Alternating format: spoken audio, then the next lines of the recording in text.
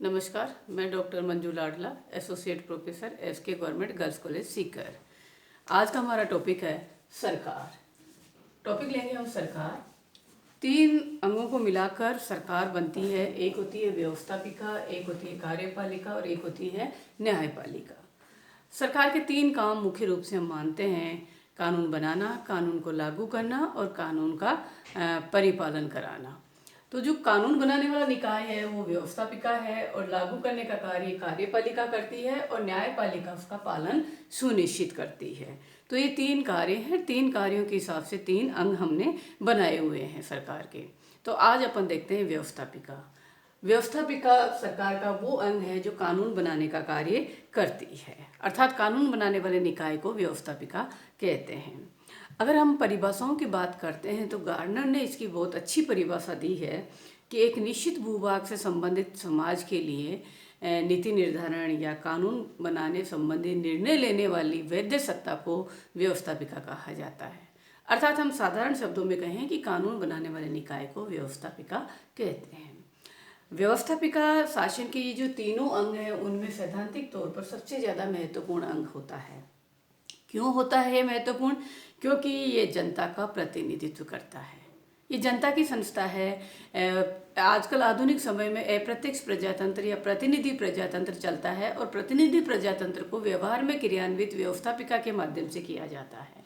अर्थात इसमें जनता के चुने हुए प्रतिनिधि भाग लेते हैं, बैठते हैं या जनता का प्रतिनिधित्व करती है, इसलिए जन संस्था के रूप में महत्वपूर्ण स्थान रखती है। दूसरा इसकी इम्पोर्टेंस इसलिए है कि क्योंकि ये बाकी जो दो अंग हैं जैसे कार्यपालिका है और न्यायपालिका है उनको आधार प्रदान करती है, उनको क्रियान्वित करती है। जैसे मान लीजिए कि व्यवस्थापिका जब कानून बनाएगी तो ही कार्यपालिका उसको लागू करेगी, तो ही न्यायपालिका उसका परिपालन कराएगी, तो बाकी दो अंगों को भी क्रियान्वित करती है, इसलिए ये महत्वपूर्ण संस्था होती है। ये सभी देशों में पाई जाती है। इसके नाम अलग अलग हो सकते हैं। जैसे बात करें हम भारत और ब्रिटेन, स्विट्जरलैंड, इनमें इनको संसद कहते हैं।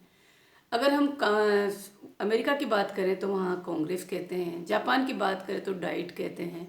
तो नामकरण अलग अलग है इनका, लेकिन पाई सभी देशों में जाती है। जैसे जैसे लोकतंत्र का विकास हुआ वैसे वैसे व्यवस्थापिका का विकास हुआ है। तो व्यवस्थापिकाएं सभी देशों में पाई जाती हैं। नाम अलग अलग हो सकते हैं इनके, और ये कानून बनाने का कार्य करती है, सरकार का महत्वपूर्ण अंग होती है। दूसरा जो मेन काम देखते हैं अपन की व्यवस्थापिका के कार्य, व्यवस्थापिका क्या कार्य करती है। आज के इस क्लास में अपन व्यवस्थापिका का अर्थ और कार्य देखेंगे। अर्थ अपना हो चुका है, अब अपन देखते हैं कार्य। व्यवस्थापिका के कार्यों को दो भागों में डिवाइड किया है। एक होता है परंपरागत या सरकारी कार्य और दूसरा है आधुनिक या राजनीतिक कार्य। सबसे पहले अपन देखते हैं परंपरागत और सरकारी कार्य। परंपरागत और सरकारी कार्य वो कार्य हैं जो व्यवस्थापिका शुरू से करती आ रही थी, जो उसके प्रारंभ के समय से बने हुए हैं। उनमें सबसे पहला जो काम है विधि निर्माण कार्य, अर्थात मेन काम होता है व्यवस्थापिका का कानून बनाना।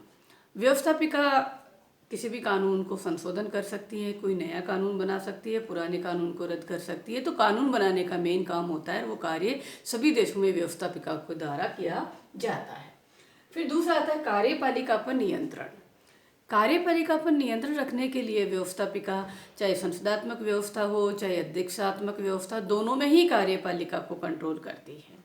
जैसे बात करें हम संसदीय शासन व्यवस्था की, तो संसदीय शासन व्यवस्था में कार्यपालिका व्यवस्थापिका के प्रति उत्तरदायी होती है और जब तक रहती है जब तक कि उसका व्यवस्थापिका में बहुमत होता है।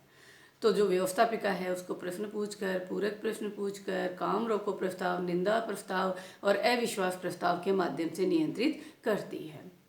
अध्यक्षात्मक व्यवस्था की अगर अपन बात करें तो वहाँ पर भी कार्यपालिका के द्वारा की जाने वाली नियुक्तियाँ, की जाने वाली संधियाँ, कार्यपालिका के कार्यों को व्यवस्थापिका की स्वीकृति लेना जरूरी होता है। तो कार्यपालिका को नियंत्रित करने का कार्य भी करती है। फिर आता है वित्तीय कार्य या पैसे से संबंधित कार्य। इसमें मेन काम होता है बजट। कार्यपालिका के द्वारा जो बजट बनाया जाता है उसकी स्वीकृति व्यवस्थापिका के द्वारा दी जाती है। अर्थात व्यवस्थापिका की स्वीकृति के बिना न तो कोई नया कर लगाया जा सकता है, न इकट्ठा किया जा सकता है, न खर्च किया जा सकता है, तो वित्त पर भी नियंत्रण रखती है। फिर आता है संविधान संशोधन का कार्य। संविधान में संशोधन करने का कार्य भी व्यवस्थापिका के द्वारा किया जाता है। जैसे बात करें, ब्रिटेन में पूरा का पूरा संविधान बदला जा सकता है, भारत में अधिकांश भाग को संसद अकेली संशोधन कर सकती है, तो किसी न किसी रूप में कम या ज़्यादा हो सकता है, लेकिन संविधान संशोधन का कार्य भी व्यवस्थापिका के द्वारा किया जाता है। फिर आता है विचार विमर्शात्मक कार्य। विचार विमर्शात्मक कार्य में दो तरह के कार्य व्यवस्थापिका करती है। एक तो होता है जो शिकायतें होती हैं या जनता की जो मांगे होती हैं उन पर विचार विमर्श करती है। जनता के जो मुद्दे होते हैं उनको संसद में उठाती है, सरकार का ध्यान आकर्षित करती है, विचार विमर्श करती है और उन्हें समाधान कराने का प्रयास करती है। और दूसरा होता है जो विधेयक होते हैं, जब कानून बनता है तो विधेयक के रूप में उन पर भी विचार विमर्श का कार्य करती है। फिर आती है न्यायिक कार्य। न्यायिक कार्य में पर्टिकुलर एक कार्य व्यवस्थापिका के द्वारा किया जाता है, वो होता है महाभियोग का कार्य। राष्ट्रपति, उपराष्ट्रपति या न्यायाधीशों के विरुद्ध जो महाभियोग लगाया जाता है वो कार्य व्यवस्थापिकाओं के द्वारा किया जाता है। एक सदन आरोप लगाता है, दूसरा सदन उसकी जांच करता है और उसके पश्चात उसको अंतिम रूप से पारित किया जाता है। और लास्ट एक और है निर्वाचन संबंधी कार्य। निर्वाचन संबंधी कार्यों में अलग अलग है। जैसे भारत की जो व्यवस्थापिका है, जो संसद के सदस्य हैं, वो राष्ट्रपति के चुनाव में भाग लेते हैं।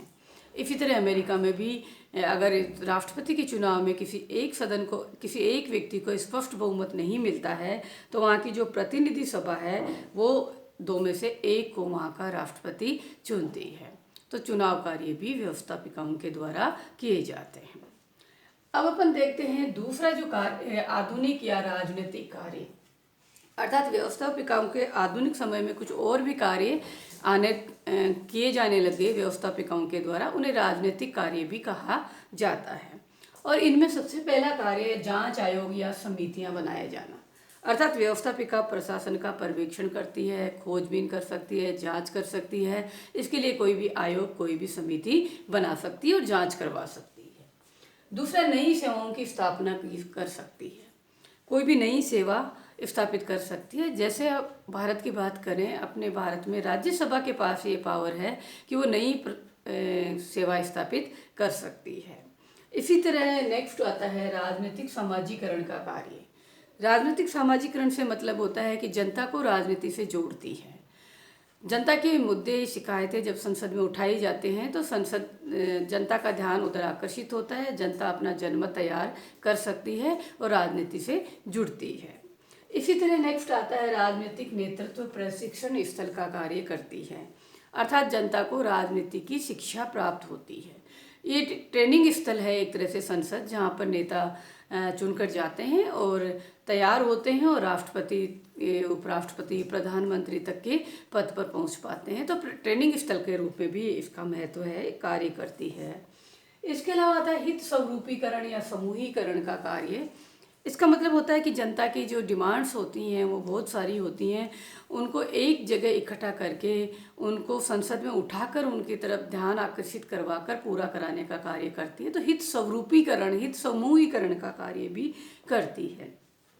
इसके अलावा प्रतिनिधित्व, अर्थात जनता का प्रतिनिधित्व करने का कार्य करती है। जहाँ भी जनता का प्रतिनिधित्व होना होता है वहाँ संसद सदस्य पहुँचते हैं और उनकी तरफ से प्रतिनिधित्व भी करते हैं। इसी तरह विदेशों में संसद सदस्य भाग लेते हैं, संसद का प्रतिनिधित्व करते हैं, जनता का प्रतिनिधित्व करते हैं, विभिन्न सम्मेलन और फंक्शनों में भाग लेते हैं। इसके अलावा सुरक्षा यंत्र का कार्य। सुरक्षा यंत्र का कार्य का मतलब होता है सरकार की सुरक्षा का कार्य भी करती है।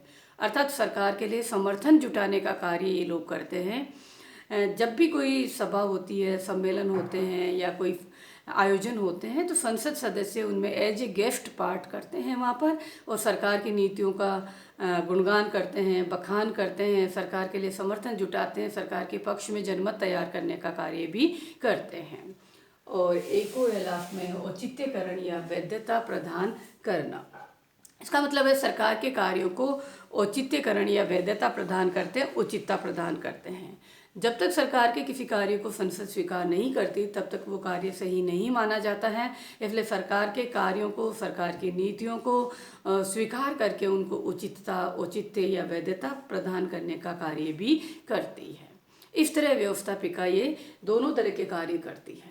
लेकिन आधुनिक समय में व्यवस्थापिकाओं के जो परंपरागत या जो सरकारी कार्य हैं वो तो कम होते जा रहे हैं और व्यवस्थापिका जो है वो आधुनिक या राजनीतिक कार्य ज़्यादा करती हुई नजर आती हैं। और ये जो कार्य हैं वो केवल नाम मात्र के से कार्य हैं। व्यवहारिक तौर पर अगर देखते हैं, इसके जो परंपरागत कार्य धीरे धीरे कार्यपालिका करने लग गई है। इसके अलावा व्यवस्थापिका के जो कार्य हैं वो डिपेंड करते हैं कि शासन व्यवस्था कैसी है। यदि मान लीजिए किसी देश की शासन व्यवस्था संसदीय शासन व्यवस्था है या संसदीय प्रजातंत्र है तो व्यवस्थापिका के कार्य व्यापक होंगे और विस्तृत होंगे। यदि मान लीजिए व्यवस्था अध्यक्षात्मक है या राजनीतिक व्यवस्था का स्वरूप अध्यक्षात्मक है तो वो कार्यपालिका के समकक्ष होगी, अर्थात वहाँ बंटवारा होता है, शक्ति पृथक्करण के जैसे व्यवस्था होती है तो दोनों बराबर होती हैं। और यदि सरकार का जो स्वरूप है या राजनीतिक व्यवस्था सर्वसत्तावादी है, निरंकुश है या तानाशाही है तो व्यवस्थापिका नाम मात्र की होगी, दिखाने के लिए होगी। जैसे साम्यवादी व्यवस्थाओं में होती हैं वहाँ उसकी ज़्यादा इम्पोर्टेंस नहीं होती है। तो डिपेंड करता है शासन व्यवस्था का स्वरूप कैसा है, उसी के अनुसार उसके कार्य होंगे। आज की क्लास में इतना ही। आज अपन ने व्यवस्थापिका का अर्थ और उसके कार्य डिस्कस किए हैं। अगली क्लास में हम व्यवस्थापिका का दूसरा टॉपिक डिस्कस करेंगे। तब तक के लिए नमस्कार, धन्यवाद।